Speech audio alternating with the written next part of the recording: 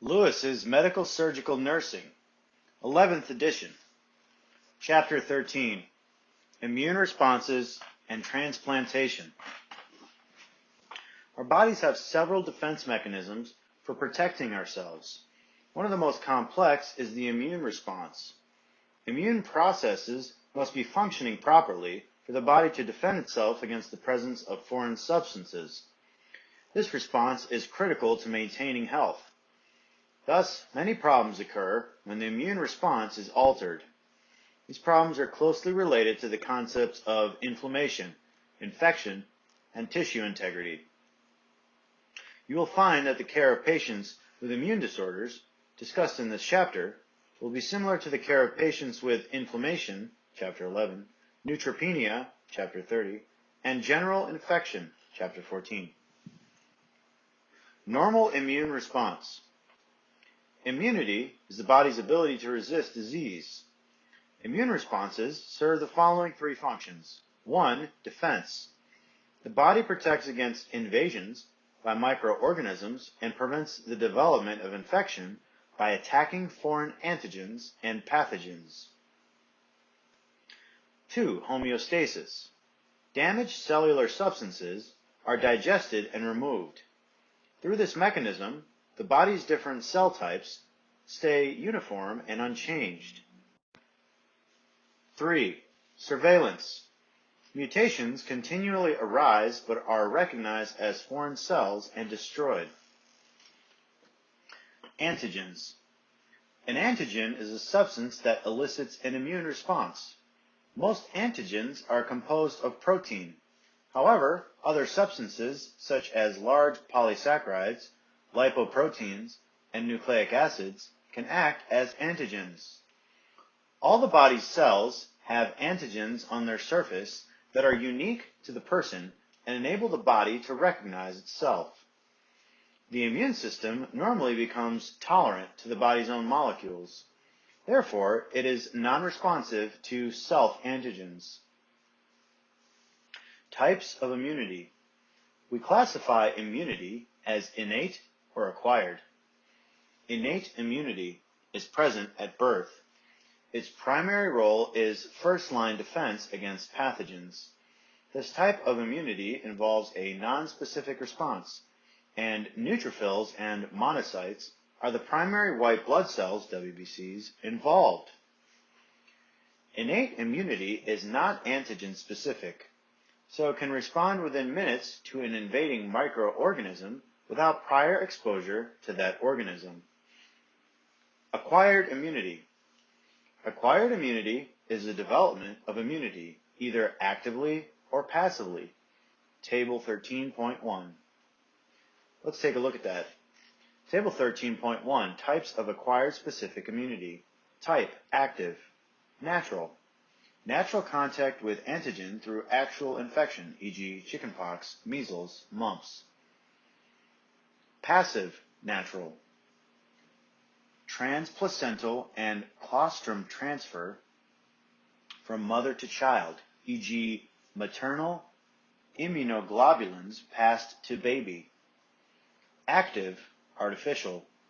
Immunization with antigen, e.g. vaccines for chickenpox, measles, mumps. Passive, artificial.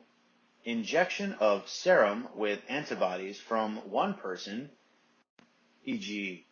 injection of hepatitis B immune globulin, to another person who does not have antibodies. Active acquired immunity.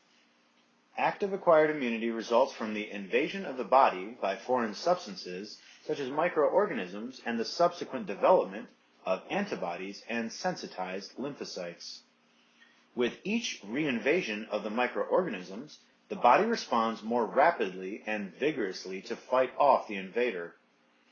Active acquired immunity may result naturally from a disease or artificially through immunization. Because the body makes antibodies, immunity takes time to develop, but is long-lasting. Passive acquired immunity. In passive acquired immunity, the host receives antibodies to an antigen rather than making them. This may take place naturally through the transfer of immunoglobulins across the placental membrane from mother to fetus. Artificial passive acquired immunity occurs through injection with gamma globulin serum antibodies. The benefit of this immunity is its immediate effect. Unfortunately, passive immunity is short-lived because the person does not make the antibodies and memory cells for the antigen. Lymphoid organs. The lymphoid system is composed of central or primary and peripheral lymphoid organs. The central lymphoid organs are the thymus gland and bone marrow. The peripheral lymphoid organs are the lymph nodes, tonsils, spleen, and gut, genital, bronchial, and skin-associated lymphoid tissues. Figure 13.1. Lymphocytes are made in the bone marrow. They eventually migrate to the peripheral organs. The thymus is involved in the differentiation and maturation of T lymphocytes and is therefore essential for a cell-mediated immune response. The thymus is its largest during childhood. After puberty, the thymus starts to slowly shrink and become replaced by fat. By age 75, the thymus is little more than fatty tissue and produces few T lymphocytes. When antigens enter the body, they may be carried by the bloodstream or lymph channels to regional lymph nodes. The antigens interact with B and T lymphocytes and macrophages in the lymph nodes. The two major functions of lymph nodes are 1. Filtration of foreign material brought to the site, and 2. Circulation of lymphocytes. The tonsils are an example of lymphoid tissue.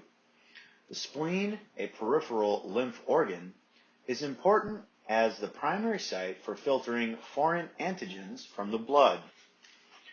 Lymphoid tissue is found in the submucosa of the GI, gut-associated, genitourinary, genital-associated, and respiratory, bronchial-associated tracts.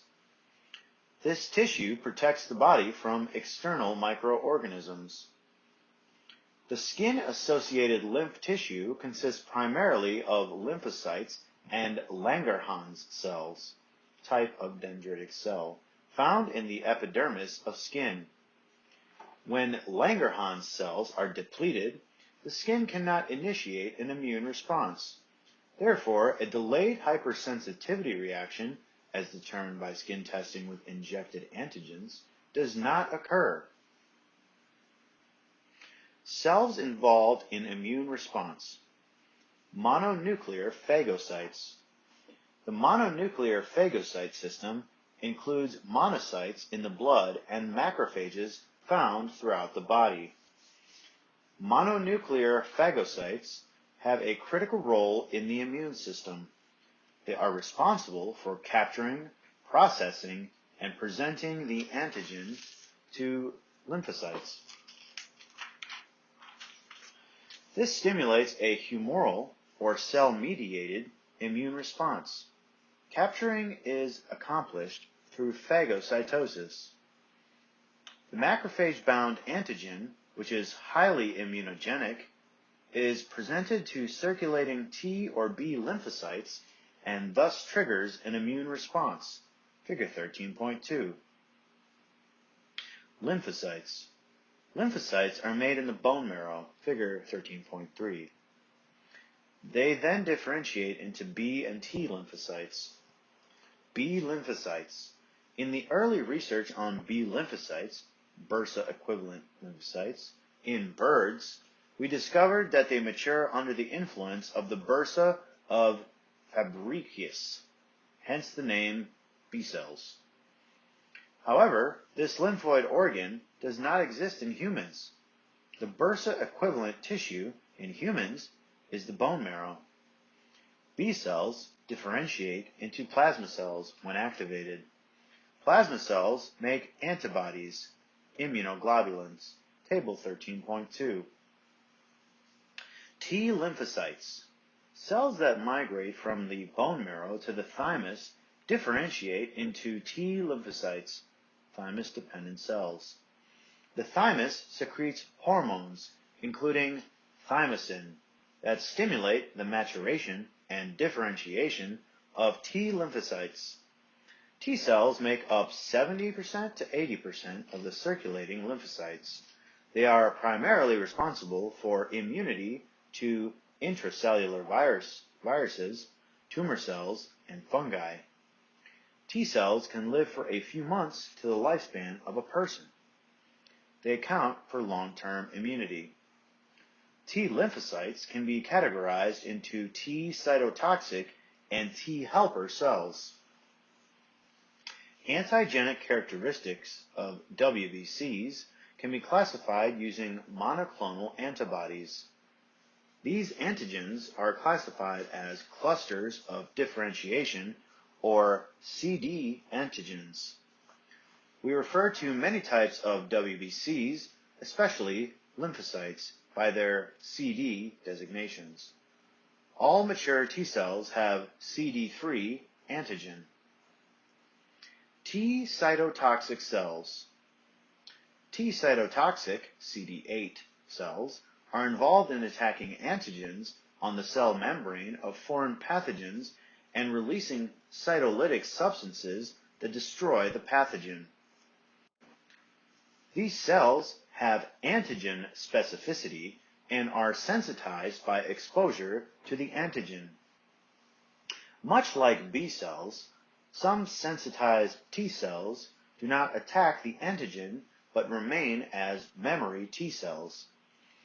As in the humoral immune response, a second exposure to the antigen results in a more intense and rapid cell-mediated immune response. T helper cells. T helper, CD4 cells, are involved in the regulation of cell-mediated immunity and the humoral antibody response. T helper cells differentiate into subsets of cells that make distinct types of cytokines, discussed in a later section. These subsets are called Th1 cells and Th2 cells. Th1 cells stimulate phagocyte-mediated ingestion and killing of microbes, the key component of cell-mediated immunity. Th2 cells stimulate eosinophil-mediated immunity, which is effective against parasites and is involved in allergic responses. Natural killer cells. Natural killer NK cells are involved in cell-mediated immunity. These cells are not T or B cells, but are large lymphocytes with many granules in the cytoplasm. NK cells do not need prior sensitization for their generation. These cells are involved in recognition and killing of virus-infected cells, tumor cells, and transplanted grafts. NK cells have a vital role in immune surveillance for malignant cell changes. We do not fully understand the mechanism of recognition. T dendritic cells.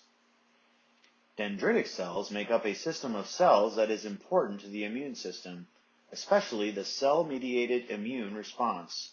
They have an atypical shape with extensive dendritic processes that form and retract.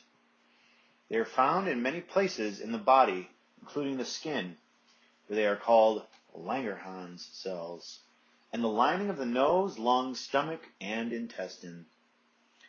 There are many immature dendritic cells in the blood. Dendritic cells function primarily to capture antigens at sites of contact with the external environment, e.g. skin, mucous membranes, and then transport the antigen until it meets a T cell with specificity for that antigen. In this role, they have an important function in activating the immune response. Cytokines. The immune response involves complex interactions of T cells, B cells, monocytes, and neutrophils. These interactions depend on cytokines. soluble factors secreted by WBCs and a variety of other cells in the body that act as messengers among the cell types.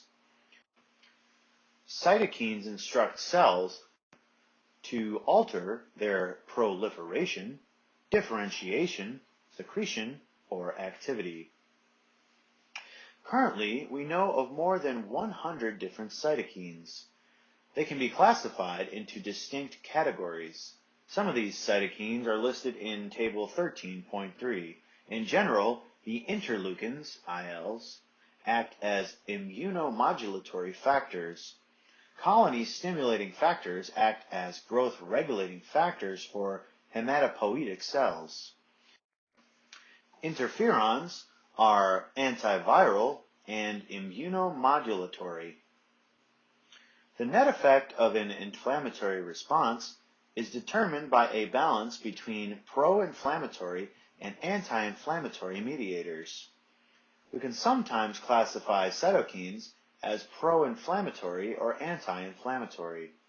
However, it is not that clear-cut, since many other factors, e.g. target cells, environment, influence the inflammatory response to a given injury or insult. Cytokines have a beneficial role in hematopoiesis and immune function. They can have detrimental effects such as those seen in chronic inflammation, autoimmune diseases, and sepsis. Cytokines such as colony-stimulating factors, interferons, and IL-2 have clinical uses. Table 13.4. Interferon helps the body's natural defenses attack tumors and viruses. We know of 3 types of interferon. Table 13.3. Interferon is not directly antiviral, but produces an antiviral effect in cells by reacting with them and inducing the formation of a second protein termed antiviral protein. Figure 13.4. This protein mediates the antiviral action of interferon by changing the cell's protein synthesis and preventing new viruses from becoming assembled. Comparison of humoral and cell-mediated immunity.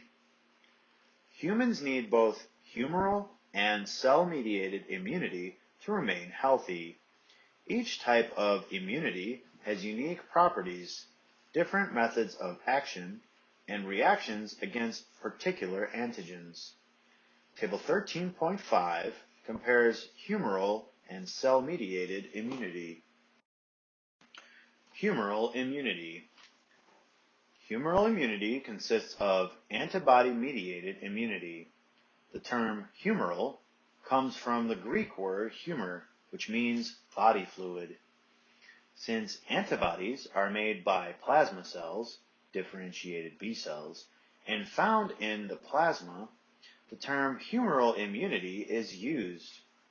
Antibody production is an essential part of the humoral immune response. Each of the 5 classes of immunoglobulins, IgGs, IgG, IgA, IgM, IgD, IgE, has specific characteristics. Table 13.2. When a pathogen, especially bacteria, enters the body, it may encounter a B cell that is specific for antigens found on the bacterial cell wall. In addition, a monocyte or a macrophage may phagocytize the bacteria and present its antigens to a B cell. The B cell recognizes the antigen because it has receptors on its cell surface specific for that antigen. When the antigen comes in contact with the cell surface receptor, the B cell becomes activated, and most B cells differentiate into plasma cells. Figure 13.3. The mature plasma cell secretes immunoglobulins. Some stimulated B cells remain as memory cells. The primary immune response becomes evident 4 to 8 days after the first exposure to the antigen. Figure 13.5. IgM is the first type of antibody formed. Because of the large size of the IgM molecule, IgM is confined to the intravascular space. As the immune response progresses, we make IgG. IgG can move from intravascular to extravascular spaces. When a person is exposed to the antigen the second time, a secondary antibody response occurs. This response occurs faster, 1 to 3 days, is stronger, and lasts for a longer time than a primary response. Memory cells account for the memory of the first exposure to the antigen and the more rapid production of antibodies. IgG is the primary antibody found in a secondary immune response. IgG crosses the placental membrane. It provides the newborn with passive acquired immunity for at least 3 months. Infants may get some passive immunity from IgA in breast milk and colostrum. Cell-mediated immunity. Immune responses that are initiated through specific antigen recognition by T cells are termed cell-mediated immunity. Several cell types and factors are involved in cell-mediated immunity. These include T cells, macrophages, and NK cells. Cell-mediated immunity is of primary importance in 1. Immunity against pathogens that survive inside of cells, including viruses and some bacteria, e.g. mycobacteria. 2. Fungal infections. 3. Rejection of transplanted tissues. 4. Contact hypersensitivity reactions. And 5. Tumor immunity. Gerontologic considerations. Effect of aging on the immune system. With advancing age, there is a decline in the function of the immune response. Table 13.6. The main evidence of immunosenescence is the high incidence of cancer in older adults. Immunosenescence, definition, is simply the changes to the immune system related to aging. Older people are also more susceptible to infections, e.g. influenza, pneumonia, from pathogens that they were more immunocompetent against earlier in life. Bacterial pneumonia is the leading cause of death from infections in older adults.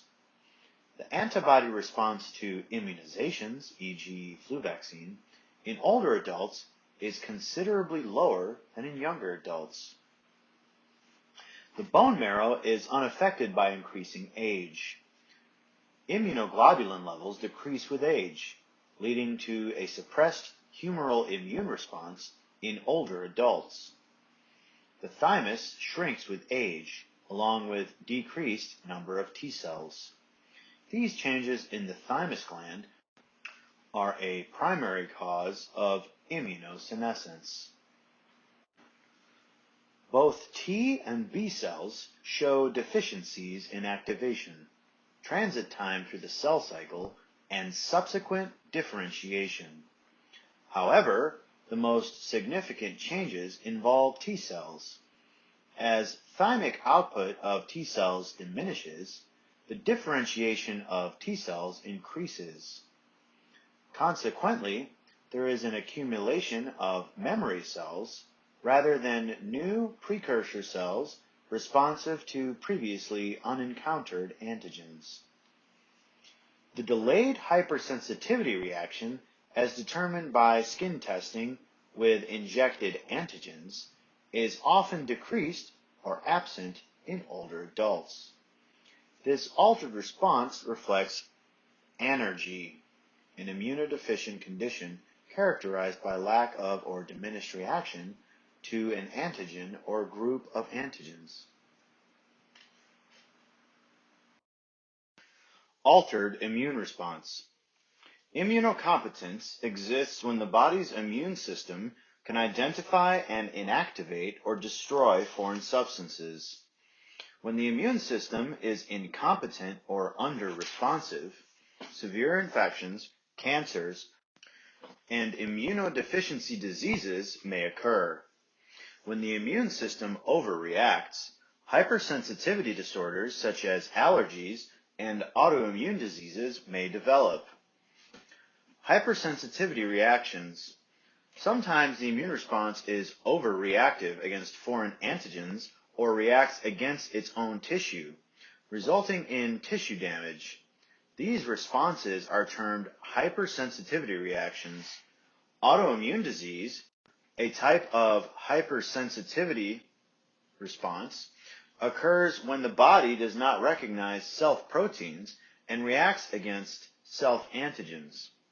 We can classify hypersensitivity reactions by the source of the antigen, time sequence, immediate or delayed, or immunologic mechanisms causing the injury.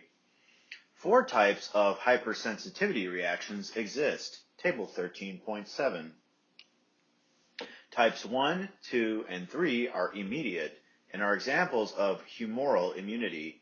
Type 4 is a delayed hypersensitivity reaction and is related to cell-mediated immunity.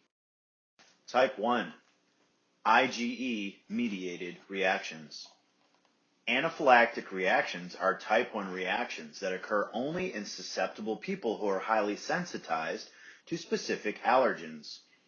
IgE antibodies, made in response to the allergen, have a characteristic property of attaching to mast cells and basophils. Figure 13.6. See Figure 28.2. Within these cells are granules containing potent chemical mediators, histamine, serotonin, leukotrienes, eosinophil chemotactic factor of anaphylaxis, ECFA, kinins, and bradykinin. Chemical mediators of inflammation are discussed in Chapter 11 and Table 11.1. On the first exposure to the allergen, IgE antibodies are made and bind to mast cells and basophils. On any subsequent exposures, the allergen links with the IgE bound to mast cells or basophils and triggers degranulation of the cells and the release of chemical mediators from the granules. In this process, the mediators that are released attack target tissues, causing clinical symptoms of an allergic response. These effects include smooth muscle contraction, increased vascular permeability, vasodilation, hypotension, increased secretion of mucus, and itching. Fortunately, the mediators are short-acting and their effects are reversible. The mediators are listed in Table 13.8. A genetic predisposition to the development of allergic diseases exists. The capacity to become sensitized to an allergen, rather than the specific allergic disorder, appears to be the inherited trait. For example, a father with asthma may have a son who has allergic rhinitis.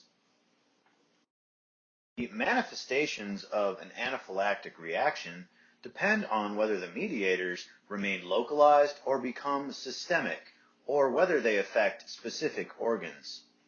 When the mediators are localized, a cutaneous response termed the wheal and flare reaction occurs. This reaction is characterized by a pale wheal, that's WHEAL, containing edematous fluid surrounded by a red flare from the hyperemia. The reaction occurs in minutes or hours and is usually not dangerous. A classic example of a wheal and flare reaction is the mosquito bite.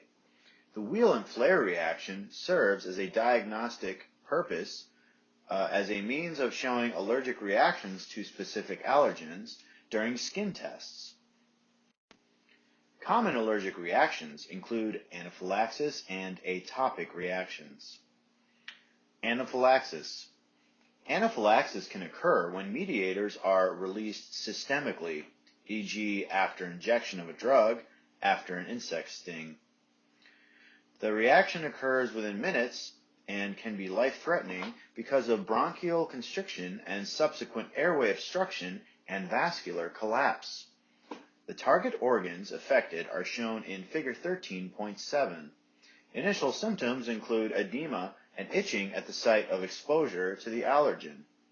Shock can occur rapidly and is manifested by rapid weak pulse, hypotension, dilated pupils, dyspnea, or shortness of breath, and possibly cyanosis.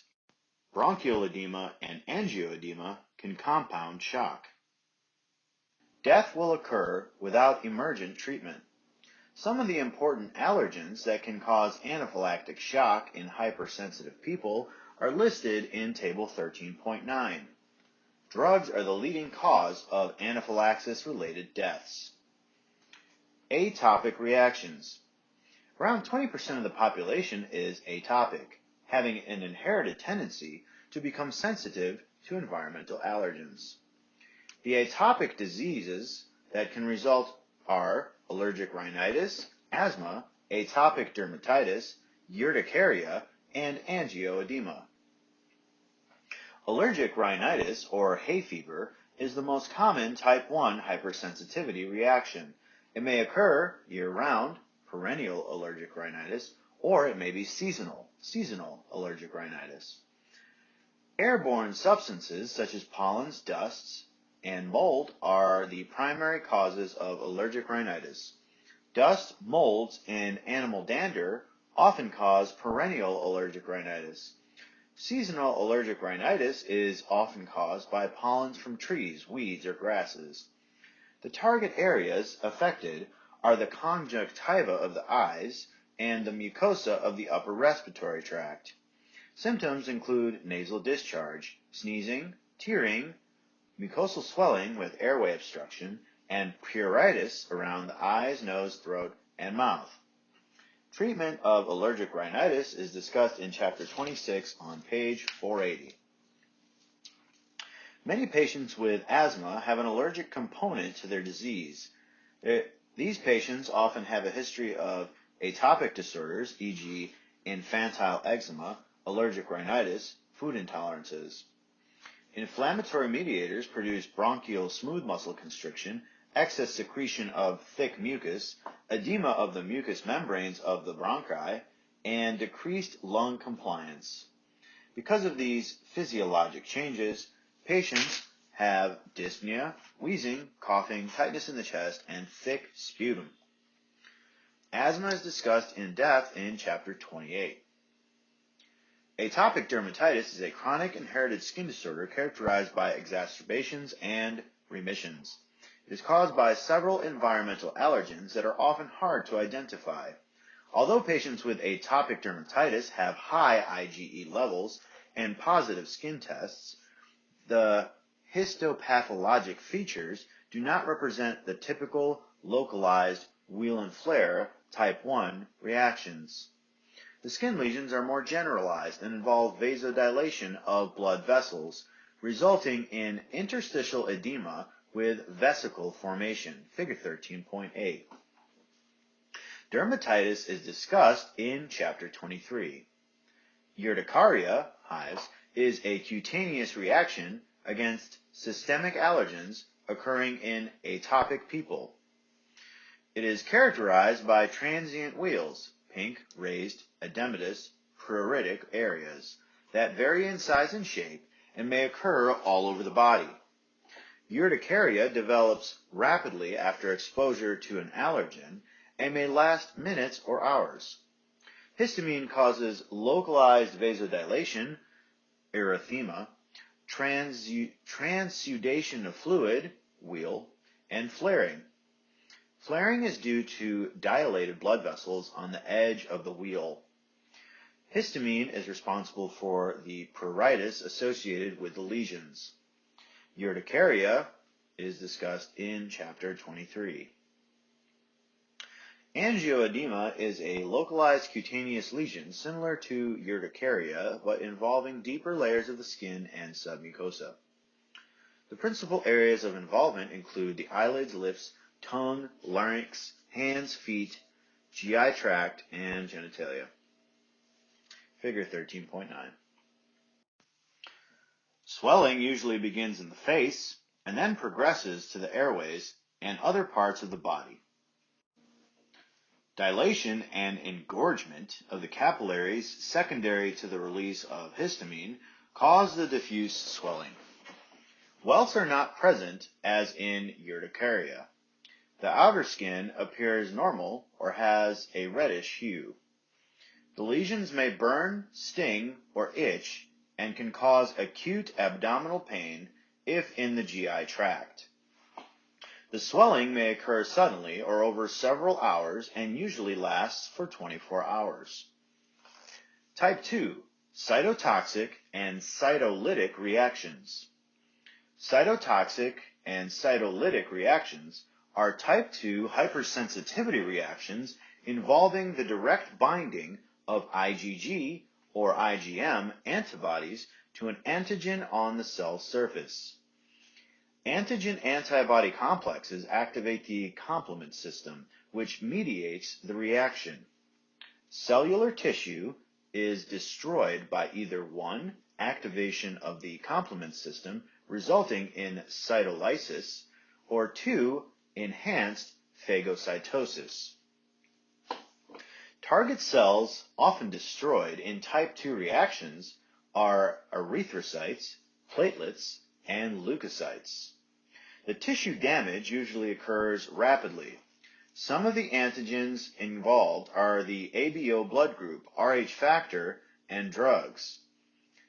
Pathophysiologic disorders characteristic of type 2 reactions include ABO incompatibility transfusion reaction, Rh incompatibility transfusion reaction, and autoimmune and drug-related hemolytic anemias, leukopenias, thrombocytopenias, and erythroblastosis fetalis, hemolytic disease of the newborn, and Goodpasture syndrome.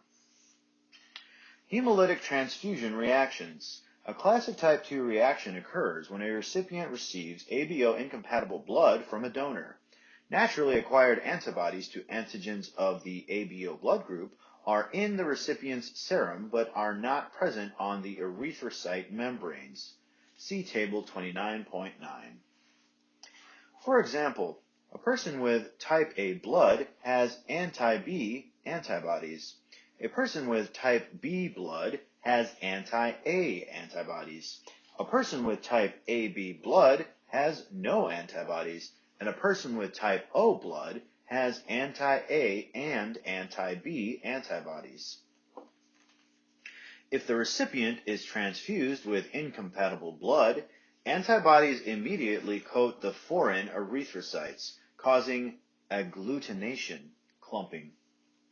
The clumping of cells blocks small blood vessels in the body, uses existing clotting factors, and depletes them, leading to bleeding. Within hours, neutrophils and macrophages phagocytize the agglutinated cells. The complement system is activated. Cell lysis occurs, which causes the release of hemoglobin into the urine and plasma. Acute kidney injury can result from the hemoglobinuria. Blood transfusions are discussed in Chapter 30. Goodpasture syndrome. Goodpasture syndrome is a disorder involving the lungs and kidneys. An antibody-mediated autoimmune reaction occurs involving the glomerular and alveolar basement membranes. The circulating antibodies combine with tissue antigen to activate the complement system, which causes deposits of IgG to form along the cell basement membranes of the lungs or kidneys. This reaction may result in pulmonary hemorrhage, glomerulonephritis. Goodpasture syndrome is discussed in Chapter 45. Type 3, immune complex reactions. Tissue damage in immune complex reactions, which are type 3 reactions, occurs secondary to antigen-antibody complexes. Soluble antigens combine with IgG and IgM to form complexes that are too small to be effectively removed by the mononuclear phagocyte system. Therefore, the complexes deposit in tissues or small blood vessels. They cause activation of the complement system and release of chemotactic factors that lead to inflammation and destruction of the involved tissue. Type 3 reactions may be local or systemic and immediate or delayed. The manifestations depend on the number of complexes and the location in the body. Common sites for deposit are the kidneys, skin, joint, blood vessels, and lungs. Severe type 3 reactions are associated with autoimmune disorders such as systemic lupus erythematosus, SLE, acute glomerulonephritis, and rheumatoid arthritis. SLE and rheumatoid arthritis are discussed in Chapter 64. Acute glomerulonephritis is discussed in Chapter 45. Type 4. Delayed hypersensitivity reactions. A delayed hypersensitivity reaction, a type 4 reaction, is a cell-mediated immune response. Although cell-mediated responses are usually protective mechanisms, tissue damage occurs in delayed hypersensitivity reactions. The tissue damage in a type 4 reaction does not occur in the presence of antibodies or complement. Rather, sensitized T cells attack antigens or release cytokines. Some of these cytokines attract macrophages into the area. The macrophages and enzymes released by them are responsible for most of the tissue destruction. In the delayed hypersensitivity reaction, it takes 24 to 48 hours for a response to occur. Examples of delayed hypersensitivity reactions include contact dermatitis, figure 13.10, hypersensitivity reactions to bacterial, fungal, and viral infections, and transplant rejections. Some drug sensitivity reactions also fit this category. Contact dermatitis. Allergic contact dermatitis is an example of a delayed hypersensitivity reaction involving the skin. The reaction occurs when the skin is exposed to substances that easily penetrate the skin to combine with epidermal proteins. The substance then becomes antigenic. Over a period of 7 to 14 days, memory cells form to the antigen. On subsequent exposure to the substance, a sensitized person develops eczematous skin lesions within 48 hours. The most common antigenic substances are metal compounds, e.g. those containing nickel or mercury, rubber compounds, poison ivy, poison oak, and poison sumac, cosmetics, and some dyes. In acute contact dermatitis, the skin lesions appear erythematous and edematous and are covered with papules, vesicles, and bullae. The involved area is pruritic but may burn or sting. When contact dermatitis becomes chronic, the lesions resemble atopic dermatitis because they are thickened, scaly, and lichenified. The main difference between contact dermatitis and atopic dermatitis is that contact dermatitis is localized and restricted to the area exposed to the allergens. Atopic dermatitis is usually widespread. Microbial hypersensitivity reactions. The classic example of a microbial cell-mediated immune reaction is the body's defense against tubercle bacillus. Tuberculosis results from invasion of the lung tissues by the highly resistant tubercle bacillus. The organism itself does not directly damage the lung tissue. However, antigenic material released from the tubercle bacilli reacts with T cells, initiating a cell-mediated immune response. The resulting response causes extensive caseous necrosis of the lung. After the first cell-mediated reaction, Memory cells persist, so subsequent contact with the tubercle bacillus or an extract of purified protein from the organism causes a delayed hypersensitivity reaction. This is the basis for the purified protein derivative, PPD, tuberculosis skin test, which are read 48 to 72 hours after injecting the PPD intradermally. Tuberculosis is discussed in Chapter 27.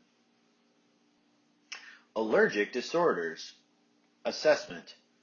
For a thorough assessment of a patient with allergies, obtain a complete history and perform a comprehensive physical examination, diagnostic workup, and skin testing for allergens. Obtain information from the patient about family allergies, past and present allergies, and social and environmental factors. Family history, including information about atopic reactions in relatives, is especially important in identifying at-risk patients. Note past and present allergies. Obtain information about the manifestations and course of allergic reaction. The time of year when an allergic reaction occurs can be a clue to a seasonal allergen. Ask about any over-the-counter or prescription medications used to treat the allergies. Social and environmental factors, especially the physical environment, are important. Ask about pets, trees, and plants on the property, pollutants in the air, floor coverings, houseplants, and cooling and heating systems in the home and workplace. Note any reaction to medication.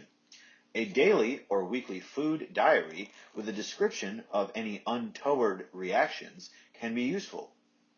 Ask about the patient's lifestyle and stress level in connection with the allergic symptoms. Table 13.10 outlines subjective and objective data to obtain. During the physical examination, focus attention on the site of the allergic manifestations. Diagnostic studies. Various immunologic techniques are used to detect abnormalities of lymphocytes, eosinophils, and immunoglobulins.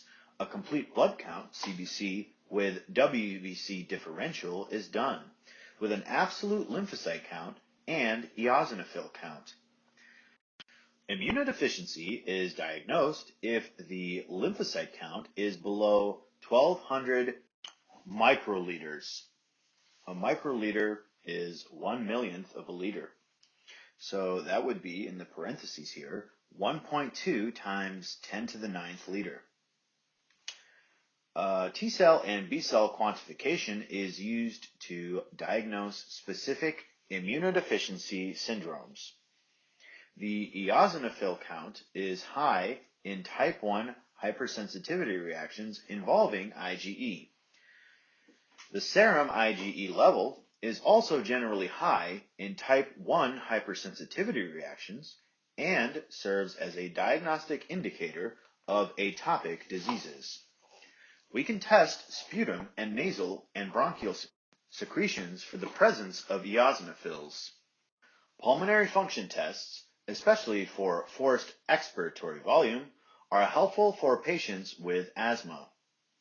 Skin testing for allergens is the preferred method. Sometimes skin testing is contraindicated and blood allergy testing is used. Allergy blood testing is recommended if a person 1 is using a drug that interferes with skin test results, e.g. antihistamines or corticosteroids, and cannot stop taking it for a few days. 2, cannot tolerate the many needle scratches needed for skin testing, or 3, has a skin disorder, e.g. severe eczema, dermatitis, psoriasis. Skin tests. Skin testing is used to identify the specific allergens that are causing the allergy symptoms. With the use of empiric allergy medications as the treatment of choice for most allergic rhinitis, it has become common practice to omit skin testing for specific allergens in these patients. However, diagnosing an allergy to a specific antigen allows the patient to avoid an allergen and makes him or her a candidate for immunotherapy. Unfortunately, we cannot do skin testing on patients who cannot stop taking drugs that suppress the histamine response or patients with food allergies. Procedure. We can do skin testing by 3 different methods. 1, a scratch or prick test. 2, an intradermal test. Or 3, a patch test. The areas of the body usually used in skin testing are the arms and back. Allergen extracts are applied to the skin in rows with a corresponding control site opposite the test site. Saline, or another diluent, is applied to the control site. In the scratch test, a drop of allergen is placed on the skin, and then a pricking device is used so that the allergen can enter the skin. In the intradermal test, the allergen extract is injected under the skin, similar to a PPD test for TB. In the patch test, an allergen is applied to a patch that is placed on the skin. Results. In the scratch and intradermal tests, the reaction occurs in 5 to 10 minutes. In the patch test, the patches must be worn for 48 to 72 hours. If the person is hypersensitive to the allergen, a positive reaction will occur within minutes after insertion in the skin and may last for 8 to 12 hours. We will see a local wheal and flare response with a positive reaction. The size of the positive reaction does not always correlate with the severity of allergy symptoms. False positive and false negative results may occur. Negative results from skin testing do not always mean the person does not have an allergic disorder. Positive results do not always mean that the allergen was causing the manifestations. Positive results imply that the person is sensitized to that allergen. Therefore, correlating skin test results with the patient's history is important. Precautions. A highly sensitive person is always at risk for developing an anaphylactic reaction to skin tests. Therefore, never leave a patient during the testing period. If a severe reaction does occur with a skin test, the extract is immediately removed and anti-inflammatory topical cream is applied to the site. For intradermal testing, the arm is best so that a tourniquet can be applied during a severe reaction. A subcutaneous injection of epinephrine may be needed. Interprofessional and nursing management. After an allergic disorder is diagnosed, treatment is aimed at reducing exposure to the offending allergen, treating the symptoms, and if needed, desensitizing the person through immunotherapy. Anaphylaxis. Anaphylactic reactions occur suddenly in hypersensitive patients after exposure to the offending allergen. They may occur after parenteral injection of drugs, especially antibiotics, or blood products, and after insect stings. The cardinal principle in management is speed in 1. Recognizing signs and symptoms of an anaphylactic reaction, 2. Maintaining a patent airway, 3. Giving drugs, and 4. Treating for shock. Table 13.11 outlines the emergency treatment of anaphylactic shock. Epinephrine is the drug of choice to treat an anaphylactic reaction. It must be given parenterally, IM or IV. Patients receiving beta blockers may be resistant to treatment with epinephrine and can develop refractory hypotension and bradycardia. Glucagon should be given to these patients because it has inotropic and chronotropic effects that are not mediated through beta receptors. So just a short explanation here.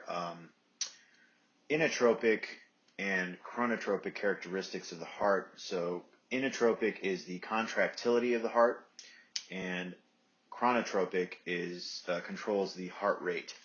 So during anaphylaxis, both of these characteristics are very much hindered, which results in the hypotension. So when somebody is on beta blockers, most commonly for hypertension, any drug that is going through the beta receptors to try to stimulate inotropic and chronotropic properties of the heart is going to hit a dead wall stop, whereas, like it says here, glucagon circumvents those pathways to stimulate those properties despite the blockage of the beta receptors. Severe cases of anaphylaxis may result in hypovolemic shock because of the loss of intravascular fluid into interstitial spaces that occurs due to increased capillary permeability. Peripheral vasoconstriction and stimulation of the sympathetic nervous system occur to compensate for the fluid shift. However, unless shock is treated early, the body will no longer be able to compensate and irreversible tissue damage will occur, leading to death. Hypovolemic shock is discussed in Chapter 66. All healthcare workers must be prepared for the rare but life-threatening anaphylactic reaction, which requires immediate medical and nursing interventions. It is extremely important to list all the patient's allergies on the chart, nursing care plan, and medication record. Chronic allergies. Most allergic reactions are chronic. They are characterized by remissions and exacerbations of symptoms. Treatment focuses on identification and control of allergens, relief of symptoms through drug therapy, and hyposensitization of the patient to an offending allergen. Allergen recognition and control. You play a key role in helping the patient make lifestyle adjustments so that there is minimal exposure to offending allergens. Reinforce that even with drug therapy and immunotherapy, the patient will never be totally desensitized or completely symptom-free. Help the patient use various preventative measures to control the allergic symptoms. Of primary importance is the need to identify the offending allergen. Sometimes this is done through skin testing. In the case of food allergies, an elimination diet is sometimes valuable. If an allergic reaction occurs, all foods eaten shortly before the reaction should be eliminated and gradually reintroduced one at a time until the offending food is detected. Many allergic reactions, especially asthma and urticaria, may be worsened by fatigue and emotional stress. Help the patient plan a stress management program. Have the patient practice relaxation techniques when coming in for frequent immunotherapy treatments. Sometimes control of allergic symptoms requires environmental control, including changing an occupation, moving to a different climate, or giving up a favorite pet. In the case of airborne allergens, sleeping in an air-conditioned room, damp dusting daily, covering mattresses and pillows with hypoallergenic covers, and wearing a mask outdoors may be helpful. If the allergen is a drug, have the patient avoid the drug. The patient has the responsibility to make any drug allergies known to all healthcare team members. The patient should wear a medic alert bracelet listing the drug allergy and have the drug allergy listed on all medical and dental records. For a patient allergic to insect stings, commercial kits containing automatic injectable epinephrine are available. Teach the patient and family how to use the injector and have them practice assembling and using the non-drug containing training device. Table 13.12. This patient should wear a medic alert bracelet and carry an insect sting kit whenever going outdoors. Drug therapy. The major categories of drugs used for symptomatic relief of chronic allergic disorders include antihistamines, sympathomimetic/decongestant drugs, corticosteroids, antipruritic drugs, and mast cell stabilizing drugs. Many of these drugs can be bought OTC and are often misused by patients. Antihistamines.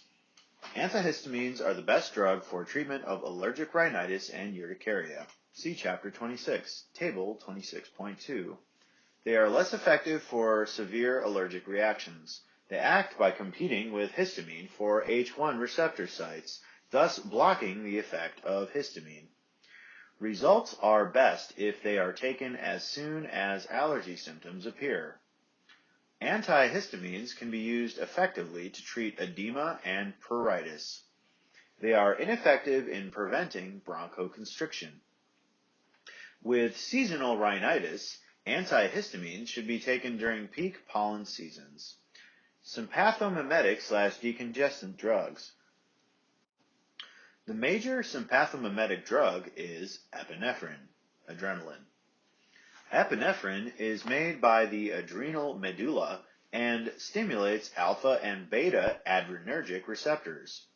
Stimulation of the alpha adrenergic receptors causes vasoconstriction of peripheral blood vessels. Beta receptor stimulation relaxes bronchial smooth muscles. Epinephrine also acts directly on mast cells to stabilize them against further degranulation. The action of epinephrine lasts only a few minutes. Minor sympathomimetic drugs differ from epinephrine because they are taken orally or nasally and last for several hours. Included in this category are drugs containing phenylephrine and pseudoephedrine. The minor sympathomimetic drugs are used mainly to treat allergic rhinitis. See Chapter 26 and Table 26.2. Corticosteroids. Nasal corticosteroid sprays are effective in relieving the symptoms of allergic rhinitis. See Chapter 26 and Table 26.2. Occasionally, patients have such severe manifestations of allergies that they are truly incapacitated. In these situations, a brief course of oral corticosteroids can be used. Antipruritic drugs. Topically applied antipruritic drugs are most effective when the skin is intact. These drugs protect the skin and provide relief from itching. Common OTC drugs include calamine lotion, coal tar solutions, and camphor. Menthol and phenol may be added to other lotions to produce an antipruritic effect. Mast cell stabilizing drugs. Cromolyn is a mast cell stabilizing agent that inhibits the release of histamines, leukotrienes, and other agents from the mast cell after Antigen IgE interaction. It is available as an inhalant nebulizer solution or a nasal spray. Cromolyn is used in the management of allergic rhinitis. See Chapter 26. Leukotriene receptor antagonists. Leukotriene receptor antagonists, LTRAs, block leukotriene, one of the major mediators of the allergic inflammatory process. See Table 26.2. These medications can be taken orally. They are used to treat allergic rhinitis and asthma. Immunotherapy. Immunotherapy is the recommended treatment for control of allergic symptoms when the allergen cannot be avoided and drug therapy is not effective. Few patients with allergies have symptoms so intolerable that they need allergy immunotherapy. Immunotherapy is definitively indicated for those with anaphylactic reactions to insect venom. Immunotherapy involves giving small titers of an allergen extract in increasing strengths until hyposensitivity to the specific allergen is achieved. For best results, teach the patient to avoid the offending allergen whenever possible, because complete desensitization is impossible. Unfortunately, not all allergy-related conditions respond to immunotherapy. Food allergies cannot be safely treated with this therapy. Eczema may worsen with immunotherapy. Mechanism of action. The IgE level is high in atopic people. When IgE combines with an allergen in a hypersensitive person, a reaction occurs. releasing histamine in various body tissues. Allergens more readily combine with IgG than with other immunoglobulins. Therefore, immunotherapy involves injecting allergen extracts that will stimulate increased IgG levels. The goal of long-term immunotherapy is to keep blocking IgG levels high. By increasing IgG levels, IgE is blocked from binding to the allergen. This prevents mast cell degranulation. In addition, allergen-specific T suppressor cells develop in those receiving immunotherapy. Method of administration. The allergens included in immunotherapy are chosen based on the results of skin testing with a panel of allergens. Results are best when immunotherapy is given throughout the year. Subcutaneous immunotherapy. Subcutaneous immunotherapy, SCIT, involves the subcutaneous injection of titrated amounts of allergen extracts biweekly or weekly. The dose is small at first and then increased slowly until a maintenance dosage is reached. Generally, it takes 1 to 2 years of immunotherapy to reach the maximal therapeutic effect. Therapy may continue for about 5 years. After that, some patients may stop therapy. Many have a sustained decrease in symptoms after the treatment is stopped. Those with severe allergies or sensitivity to insect stings may continue maintenance therapy indefinitely. Sublingual immunotherapy. Sublingual immunotherapy, SLIT, involves allergen extracts taken under the tongue. SLIT has been used in Europe for decades. Recently, the first sublingual products have become available in the United States. These include a 5-grass pollen tablet, Oralair, a single-grass pollen tablet, Grasstec, and a ragweed pollen tablet, Ragwitec. Patients usually take SLIT once daily at home. The first dose is usually given under medical supervision. Some patients have local application site reactions, e.g. oral pruritus, throat irritation, tongue swelling. Local reactions subside in many patients within a few days to a week. Systemic allergic reactions are markedly fewer than with SCIT. SLIT has the advantage of being a convenient, self-administered oral therapy. Its primary disadvantage is that the patient must consistently adhere to the therapy. Nursing management, immunotherapy. You will often be the person responsible for giving SCIT. Immunotherapy also carries the risk for a severe anaphylactic reaction. Therefore, an HCP, emergency equipment, and essential drugs should be available whenever injections are given. Always anticipate adverse reactions, especially when using a new dose strength after a previous reaction or after a missed dose. Early manifestations of a systemic reaction include pruritus, urticaria, sneezing, laryngeal edema, and hypotension. If these occur, initiate emergency measures for anaphylactic shock at once.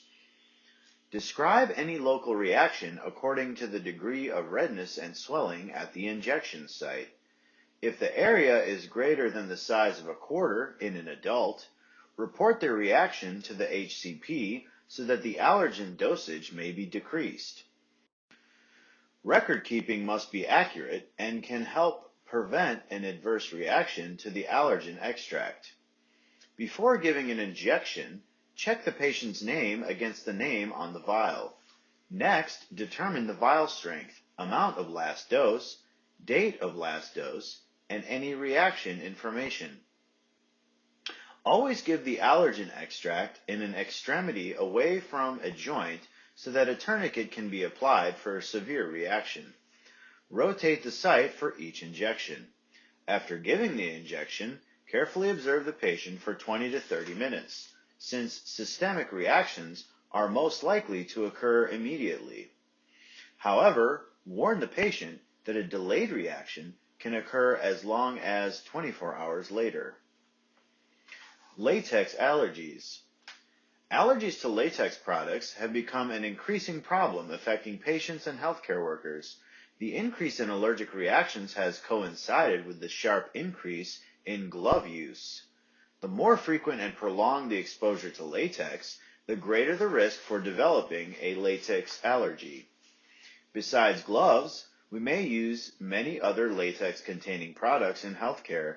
These include BP cuffs, stethoscopes, tourniquets, IV tubing, syringes, electrode pads, O2 masks, tracheal tubes, colostomy and ileostomy pouches, urinary catheters, anesthetic masks, and adhesive tape. Latex proteins can become aerosolized through powder on gloves and can result in serious reactions when inhaled by sensitized persons. All healthcare facilities should use powder-free gloves to avoid respiratory exposure to latex proteins. Types of latex allergies. Two types of latex allergies can occur: type 4 allergic contact dermatitis and type 1 allergic reactions. Type 4 contact dermatitis is caused by the chemicals used in the manufacturing process of latex gloves. It is a delayed reaction that occurs within 6 to 48 hours.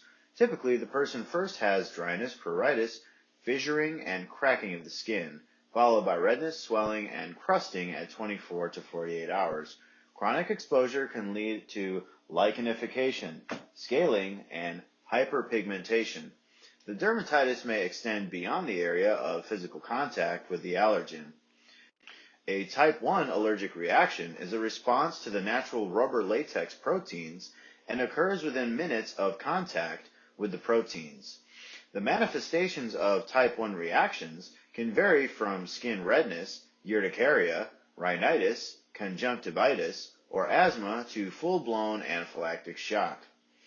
Systemic reactions to latex may result from exposures to latex protein via various routes, including the skin, mucous membranes, inhalation, and blood. Latex food syndrome.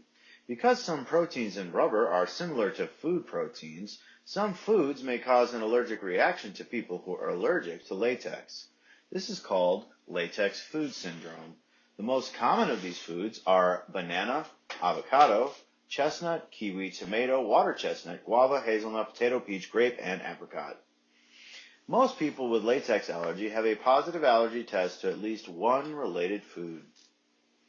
Nursing and interprofessional management, latex allergies. Identifying patients and healthcare workers sensitive to latex is crucial to prevent adverse reactions. Obtain a thorough health history and history of any allergies, especially for patients with any history of latex contact symptoms. We cannot identify all latex-sensitive people, even with a careful and thorough history. The greatest risk factor is long-term multiple exposures to latex products, e.g., healthcare personnel, those who have had multiple surgeries, rubber industry workers. Other risk factors include a patient history of allergic rhinitis, asthma, and allergies to certain foods, listed earlier. Use latex precaution protocols for those patients with a positive latex allergy test or a history of signs and symptoms related to latex exposure. Many healthcare facilities have created latex-free product carts to use with patients with latex allergies. The National Institute for Occupational Safety and Health, NIOSH, has published recommendations for preventing allergic reactions to latex in the workplace. Table 13.13. Because of the potential for severe symptoms of food allergy, teach patients to avoid those foods. Other recommendations for people with latex and food allergies include wearing a medical alert bracelet or necklace and carrying an injectable EpiPen. Multiple chemical sensitivity. Multiple chemical sensitivity, MCS, is a subjective illness marked by recurrent, vague, nonspecific symptoms attributed to low levels of chemical, biologic, or physical agents. Commonly accused substances include smoke, pesticides, plastics, synthetic fabrics, scented products, petroleum products, and paint fumes. Women between the ages of 30 and 50 are more likely to develop the symptoms. MCS is a controversial diagnosis. It is not recognized as an illness by the American Medical Association or other authorities. The symptoms that people report are wide-ranging and not specific. They include headache, fatigue, dizziness, nausea, congestion, itching, sneezing, sore throat, chest pain, breathing problems, muscle pain or stiffness, skin rash, diarrhea, bloating, gas, confusion, difficulty concentrating, memory problems, and mood changes. These symptoms are usually subjective, with no evidence of a pathologic condition or physiologic dysfunction. Diagnosis is usually made based on a patient's health history. There is no established test to diagnose MCS. The most effective treatment for MCS is to avoid the chemicals that may trigger the symptoms and create a chemical-free and odor-free home and workplace. Psychotherapy is the recommended treatment. In patients who are unwilling to undergo psychotherapy but willing to accept medications, antidepressants, including SSRIs, e.g. citalopram, Celexa, are options. Drugs for anxiety and sleep also have been used. Autoimmunity is an immune response against self in which the immune system no longer differentiates self from non-self. For some unknown reason, immune cells that are normally unresponsive, tolerant to self-antigens, are activated. In autoimmunity, autoantibodies and autosensitized T cells cause pathophysiologic tissue damage. The cause of autoimmune diseases is still unknown. Age may play some role because the number of circulating autoantibodies increases in people over age 50. However, the principal factors in the development of autoimmunity are 1. The inheritance of susceptibility genes, which may contribute to the failure of self-tolerance, and 2. Initiation of autoreactivity by triggers, such as infections, which may activate self-reactive lymphocytes. Autoimmune diseases tend to cluster. A given person may have had more than one autoimmune disease, e.g., rheumatoid arthritis or Addison's disease, or the same or related autoimmune diseases may be found in other members of the same family. This observation has led to the concept of genetic predisposition to autoimmune disease. Most of the genetic research in this area correlates certain human leukocyte antigen, HLA, types with an autoimmune condition. HLAs and disease association are discussed later in this chapter on page 204. Even in a genetically predisposed person, some trigger is needed to initiate autoreactivity. This may include infectious agents such as a virus. Viral infections can change cells or tissues that are not normally antigenic. The virally induced changes make the cells or tissues antigenic. Viruses may be involved in the development of diseases such as type 1 diabetes. Rheumatic fever and rheumatic heart disease are autoimmune responses triggered by streptococcal infection and mediated by antibodies against group A beta hemolytic streptococci that cross-react with heart muscles and valves and synovial membranes. Drugs can be precipitating factors in autoimmune disease. Hemolytic anemia can result from methyl-dopa administration. Procainamide can induce the formation of antinuclear antibodies and cause a lupus-like syndrome. Gender and hormones have a role in autoimmune disease. More women than men have autoimmune disease. During pregnancy, many autoimmune diseases get better. After delivery, the woman with an autoimmune disease often has an exacerbation. Autoimmune diseases. Generally, autoimmune diseases are grouped according to organ-specific and systemic diseases. Table 13.4. Let's take a look at that. Table 13.4. Examples of autoimmune diseases. Systemic diseases. Rheumatoid arthritis, scleroderma, systemic sclerosis. Systemic lupus erythematosus. Organ-specific diseases. Blood, autoimmune hemolytic anemia, hemochromatosis, immune thrombocytopenic purpura, ITP. Central nervous system, Guillain-Barré syndrome, multiple sclerosis. Endocrine system: Addison's disease, Graves' disease, hypothyroidism, thyroiditis, type 1 diabetes. I. Uveitis. Gastrointestinal system: celiac disease, inflammatory bowel disease, pernicious anemia. Heart: rheumatic fever. Kidney: glomerulonephritis, Goodpasture syndrome. Liver: autoimmune hepatitis, primary biliary cirrhosis. Muscle: myasthenia gravis. SLE is a classic example of a systemic autoimmune disease characterized by damage to multiple organs. The cause is unknown, but there appears to be a loss of self-tolerance for the body's own DNA antigens. In SLE, tissue injury appears to be the result of the formation of anti-nuclear antibodies. For some reason, possibly a viral infection, the cell membrane is damaged and DNA is released into the systemic circulation, where it is viewed as non-self. This DNA is normally sequestered inside the nucleus of cells. On release into the circulation, the DNA antigen reacts with an antibody. Some antibodies are involved in immune complex formation, and others may cause damage directly. Once the complexes are deposited, the complement system is activated and further damages the tissue, especially the renal glomerulus. SLE is discussed in Chapter 64. Apheresis is a procedure to separate components of the blood followed by the removal of one or more of these components. It is an effective treatment for several autoimmune diseases and other diseases and disorders. Compound words are often used to describe a specific apheresis procedure, depending on the blood components being collected. Platelet pheresis is the removal of platelets, usually for collection from normal persons to infuse into patients with low platelet counts, e.g. patients taking chemotherapy who develop thrombocytopenia. Leukocyte apheresis is a general term indicating the removal of WBCs. It is used in chronic myelogenous leukemia to remove high numbers of leukemic cells. Apheresis is used in hematopoietic stem cell transplantation to collect stem cells from peripheral blood. These stem cells can then be used to repopulate a person's bone marrow after high-dose chemotherapy. See Chapter 15 for more on hematopoietic stem cell transplants.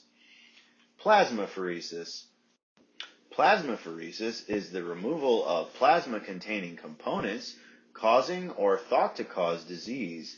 It can be used to get plasma from healthy donors to give to patients as replacement therapy. Plasmapheresis involves the removal of whole blood through an IV device, and then the blood circulates through the apheresis machine. Inside the machine, the blood is divided into plasma and its cellular components by centrifugation or membrane filtration. The plasma is generally replaced with normal saline, lactated Ringer solution, fresh frozen plasma, plasma protein fractions, or albumin. When we manually remove blood, we can only take 500 milliliters at one time. However, with the use of apheresis procedures, more than 4 liters of plasma can be pheresed in 2 to 3 hours. Plasmapheresis has been used to treat autoimmune diseases such as SLE, glomerulonephritis, Goodpasture syndrome, myasthenia gravis, rheumatoid arthritis, and Guillain-Barré syndrome. Many of these disorders have circulating autoantibodies, usually of the IgG class, and antigen-antibody complexes. The reason for performing therapeutic plasmapheresis in autoimmune disorders is to remove pathologic substances present in plasma. Immunosuppressive therapy has been used to prevent recovery of IgG production, and plasmapheresis to prevent antibody rebound. Plasmapheresis may remove inflammatory mediators, e.g. complement, that are responsible for tissue damage. In the treatment of SLE, plasmapheresis is usually reserved for the patient having an acute attack who is unresponsive to conventional therapy. You need to be aware of side effects associated with plasmapheresis. The most common complications are hypotension and citrate toxicity. Hypotension is usually the result of a vasovagal reaction or transient volume changes. Citrate, used as an anticoagulant, may have hypocalcemia, which may cause headache, paresthesias, and dizziness.